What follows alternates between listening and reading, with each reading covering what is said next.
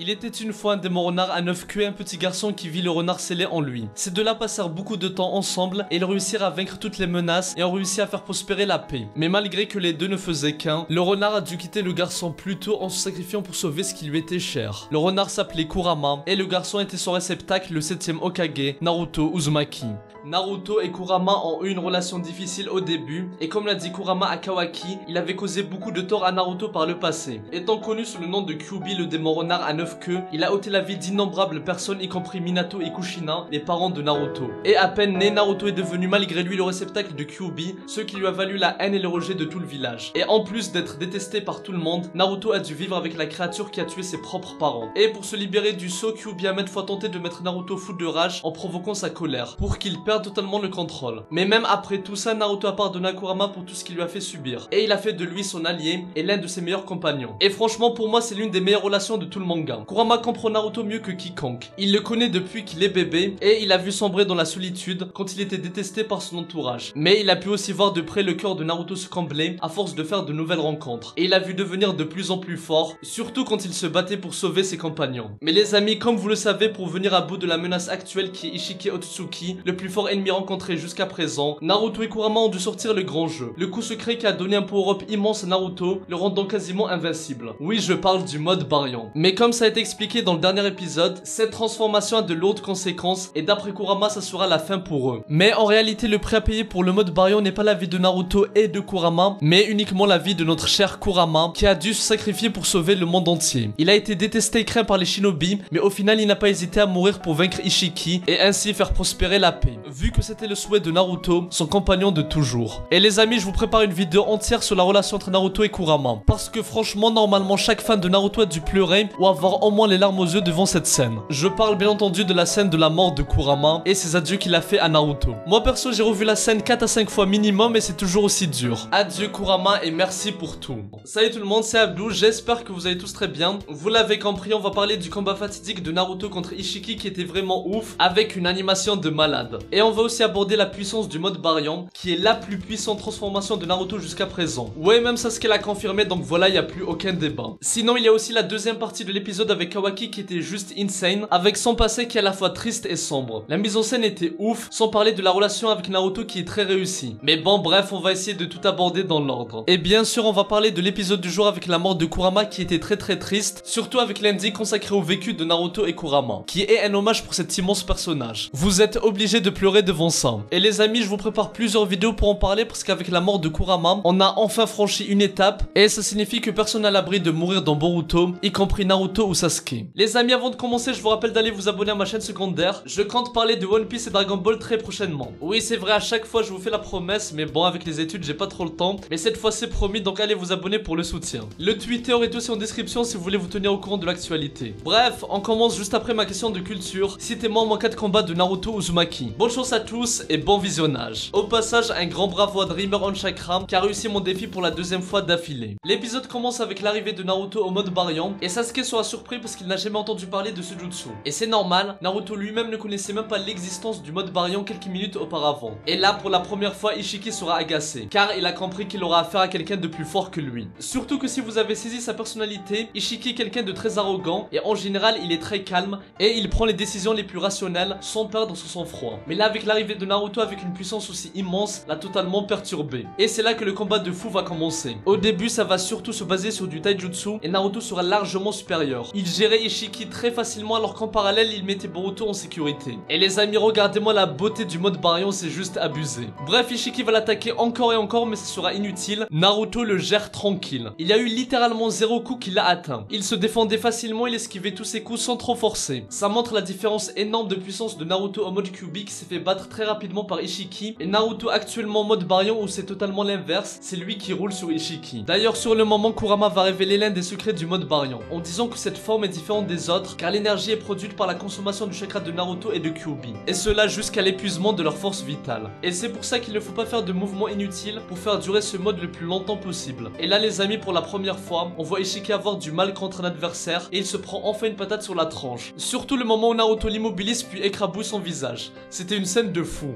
D'ailleurs tout au long du combat l'animation était très fluide, il y a absolument rien à dire là-dessus. Il y a même plusieurs animations qui m'ont rappelé le combat de Naruto contre Pain ou Naruto petit contre Sasuke à la vallée de la faim. Bref, Ishiki va ensuite spam sa technique préférée qui est d'envoyer plein de cubes sur Naruto. Par contre cette fois-ci Naruto va les arrêter sans difficulté. Et même quand il va lui envoyer ses pieux fulgurants, ça ne marchera plus. Et ça va choquer Ishiki et même Sasuke vu qu'avec son Sharingan il galérait à les suivre. Alors que maintenant c'est un jeu d'enfant pour Naruto. Et les amis, regardez-moi ce visage serein. On peut dire l'évolution de Naruto a atteint son apogée. Et perso je kiffe quand il lance des punchlines et qu'il provoque son adversaire, comme quand il dit à Ishiki de s'amener pour lui montrer ce qu'est la véritable détermination. Je rappelle que lors de la défaite de Naruto contre Jigen, il lui avait promis que la prochaine fois qu'ils se verront, il allait le défoncer et qu'il mourra à ce moment-là. Et là Naruto va tenir sa promesse. D'ailleurs pour ceux qui doutent encore de la puissance de Naruto en mode variant, Sasuke a dit lui-même que Naruto est au-dessus d'Ishiki. Et il a ajouté que Naruto n'a jamais été aussi fort et de loin. Ce qui veut dire que le mode variant est la forme la plus forte qu'on ait vue jusqu'à présent. Et les amis, normalement rien qu'à voir le visage d'Ishiki qui a le seum, ça se voit qu'il est agacé parce qu'il se fait surclasser. Non mais genre la suite de combat était insane, Ishiki était le punching ball de Naruto. Non mais les amis, vraiment c'est pas une blague, Naruto a reçu aucun coup d'Ishiki durant le combat. Bref, la deuxième partie du combat a pris une toute autre dimension en termes de puissance et d'animation. Naruto va envoyer Ishiki valser sur une cascade et là Ishiki s'est pris une raclée. Et si vous ne l'avez pas remarqué, le combo de Naruto quand il frappe Ishiki est similaire à ce qu'il a fait contre Sasuke à la vallée de la faim. Au passage, encore une fois Naruto a pris 0 coup et il lui a balancé Rasengan pour contrer tous ses attaques bizarres. Après honnêtement sur le moment je trouve qu'il y a eu un peu trop d'explosions, donc ça m'a un peu perdu, mais bon ça reste un très bon combat. Enfin c'est plus une humiliation qu'un combat, parce que franchement là le combat c'était du Dragon Ball. Mais dans Naruto à l'image des machas, ce que j'aime c'est aussi les stratégies dans les combats et les différentes phases d'un affrontement. Parce que là si on s'arrête 2 secondes, il y a eu 2 rounds dans le combat entre Naruto et Ishiki. Le round 1 c'était Naruto avant le mode variant et là Ishiki l'avait défoncé. Et là maintenant Naruto au mode variant, c'est lui qui humilie Ishiki. Donc voilà, il n'y a pas eu trop de phases où c'était équilibré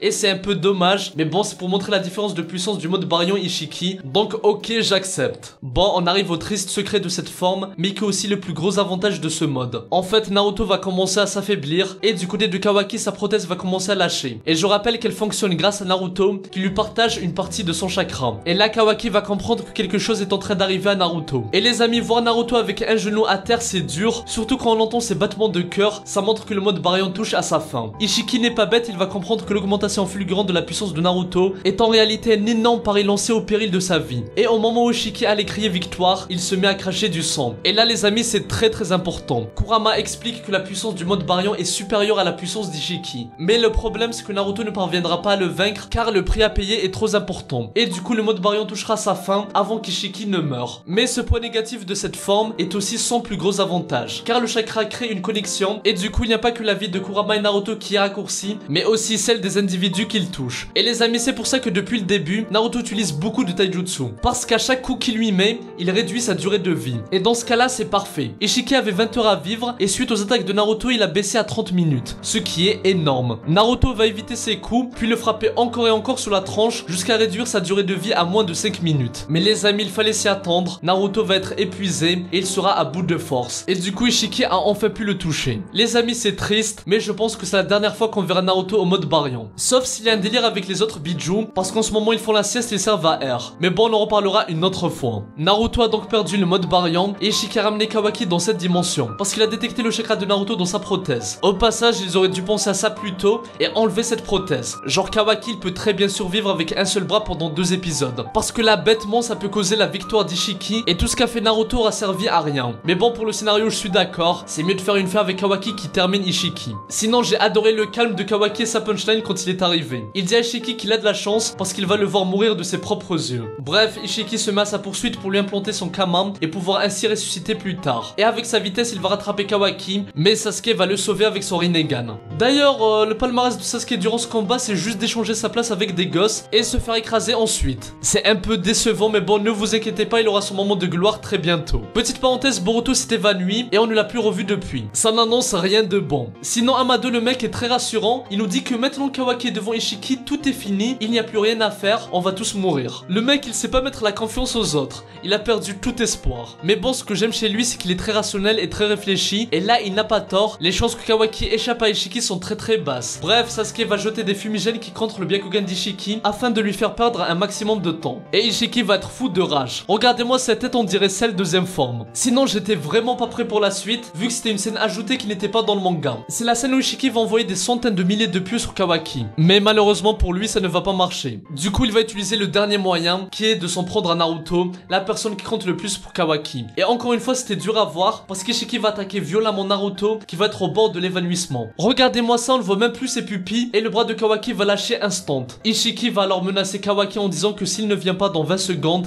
il tuera Naruto pour de bon. Et là les amis, on a eu droit à une scène de fou. Une partie du passé sombre de Kawaki avec une incroyable mise en scène. Et tout ça représente le traumatisme de Kawaki quand il était chez Kara. On voit Kawaki petit se cacher pour éviter de se faire maltraiter par Jigen. D'ailleurs ce mec il a aucune pitié. Il a menacé Kawaki de tuer son poisson s'il ne se montrait pas dans moins de 10 secondes. Et les amis, j'ai la haine contre ce mec, mais d'un autre côté je l'aime bien. Oui, je suis bizarre mais je m'explique. Ishiki n'est pas un ennemi qui ressemble au standard de Naruto. Genre que ce soit dans Naruto ou Naruto Shippuden, l'écrasante majorité des méchants étaient autrefois des gentils. Et en réalité ils essayent de faire du bien, même s'ils passent par de mauvais moyens. Comme Pain par exemple qui voulait apporter la paix, ou encore Obito qui voulait un monde où les gens n'aient plus jamais à souffrir. Et c'est pour ça que le fameux Talk no Jutsu de Naruto marche sur eux. Parce qu'au fond ce sont des gens bien. Donc avec de bonnes paroles ils peuvent revenir dans le droit chemin. Et c'est ce qui s'est passé avec Pain ou encore Obito. Je vous le dis, Ishiki c'est un tout autre délire. Le mec il s'en fout du bien, du Talk no Jutsu et tout, rien ne marche sur lui. Le gars n'a aucune pitié, et ce que je kiffe c'est qu'il est extrêmement calme. Genre il dit à Kawaki, ok tu veux pas te montrer, donc dans 10 secondes je bute ton poisson. Puis une fois qu'il l'a tué, il fait culpabiliser Kawaki en disant que c'est de sa faute. Et le pire c'est que quand il le trouve, il le frappe avec son bâton pour le punir. Vraiment ce mec a aucune pitié. Il faisait moins le malin quand c'était la victime de Naruto en mode Baryon. Mais bon bref, quand Kawaki a vécu l'horreur avec Jigen et qu'il a réussi à s'enfuir, une personne lui est venue en aide. Il s'agit de Naruto Uzumaki qui est comme une figure paternelle pour lui.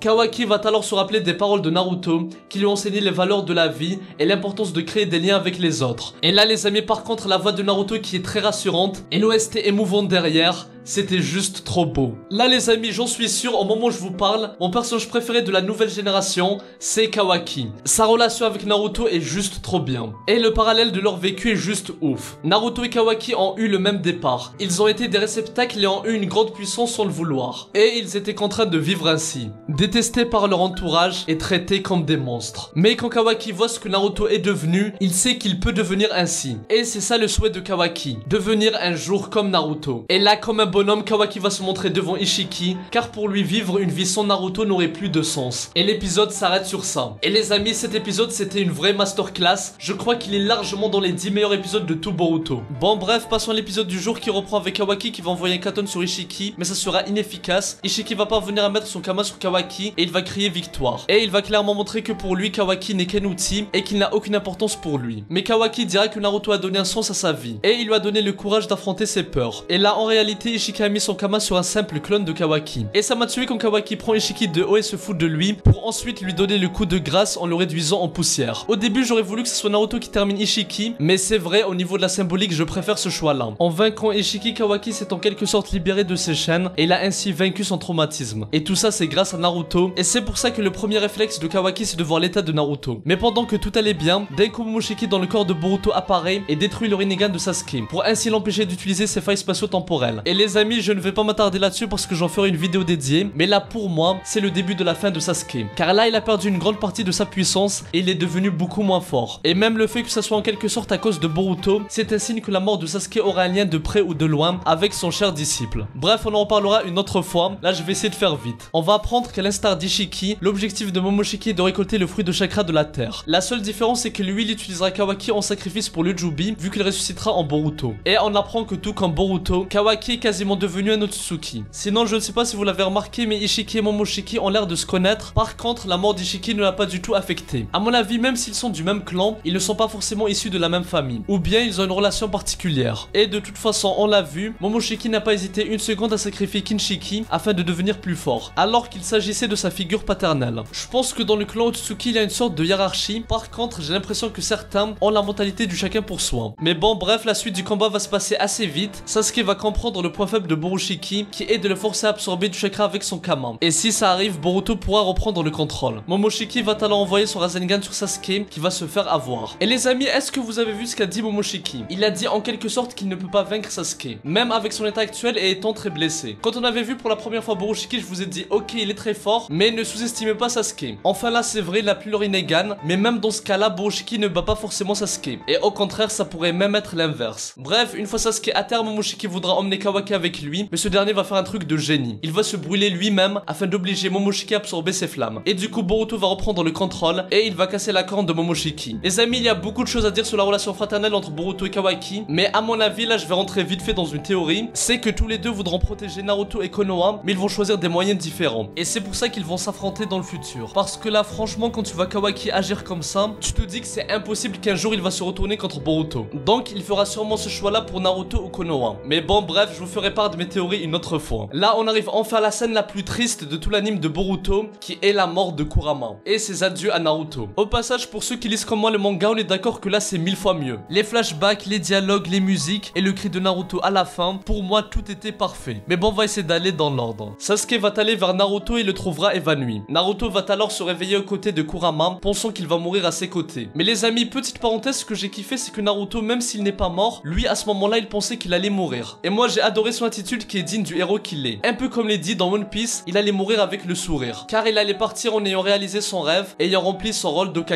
Mais vous le savez, Kurama va faire une triste révélation. Naruto ne mourra pas et le prix à payer du mode Baryon est uniquement la vie de Kurama. Et ce qui m'a rendu triste, c'est le fait que le moment perdure. On a d'un côté Naruto qui dit à Kurama que c'est grâce à lui qu'il a gagné la plupart de ses combats. Et il dira que Kurama est plus qu'un frère pour lui. Et même dans ce dialogue, ça se voit que Kurama connaît parfaitement Naruto. L'ayant connu dès sa naissance et l'ayant vu grandir et évoluer, il connaît tout de lui. Sa relation avec Sasuke, sa souffrance, ses réussites, ses échecs, Kurama a tout vu de ses propres yeux. Au passage, Naruto a mentionné le grand Itachi et ça fait plaisir. Bref, pour moi, Kurama est une sorte de grand frère pour Naruto, mais aussi un parent. Leur relation est tellement forte que c'est dur à définir, mais en tout cas, c'est l'un des meilleurs duos de l'histoire. Enfin, moi, je les qualifierais même plus qu'un duo car ils ne formaient qu'un. Kurama mentionnera ensuite les Biju et il dira que Naruto est le seul humain à les avoir appelés par leur vrai nom. Et Naruto dira qu'il était très content que Kyuubi lui dise à l'époque qu'il se nommait Kurama. Et là, c'est très symbolique. Car d'un côté, Naruto était très heureux vu qu'en lui révélant son nom, c'est comme si Kurama acceptait Naruto et lui faisait confiance. Et de l'autre côté, Kurama était heureux que Naruto les appelle par leur vrai nom, car ça prouve que Naruto ne les voit plus comme des monstres de puissance, mais comme des vrais êtres vivants à part entière. Et la scène avec Naruto et Kurama qui rigolent avec la musique triste derrière, c'était magnifique. Puis pendant un long moment, il n'y aura pas de musique pour amplifier la scène. Naruto pensera qu'il quittera ce monde avec Kurama, mais Kurama lui dira qu'il sera le seul à mourir. Disons à Naruto qu'il a adoré être avec lui, et qu'il n'a pas été clair car si Naruto savait que Kurama serait le seul à mourir, il aurait hésité à utiliser le mode Baryon. Et cela même si c'était l'unique solution pour vaincre Ishiki. Et là les amis, le visage de Naruto quand il apprend ça, et la tristesse sur son visage, ça fait très mal en tant que fan de Naruto. Parce que Naruto c'est plus qu'un manga pour moi. Naruto nous a transmis ses valeurs, Naruto est une leçon de vie. Pas que Naruto bien sûr, la plupart des mangas ont des messages à nous transmettre, mais là les amis c'est trop voir Kurama partir et Naruto crier son nom le suppliant de ne pas le laisser seul. Franchement ça brise le cœur. Kurama donnera un dernier avertissement à Naruto, lui disant de faire attention parce que maintenant qu'il n'a plus de puissance surhumaine,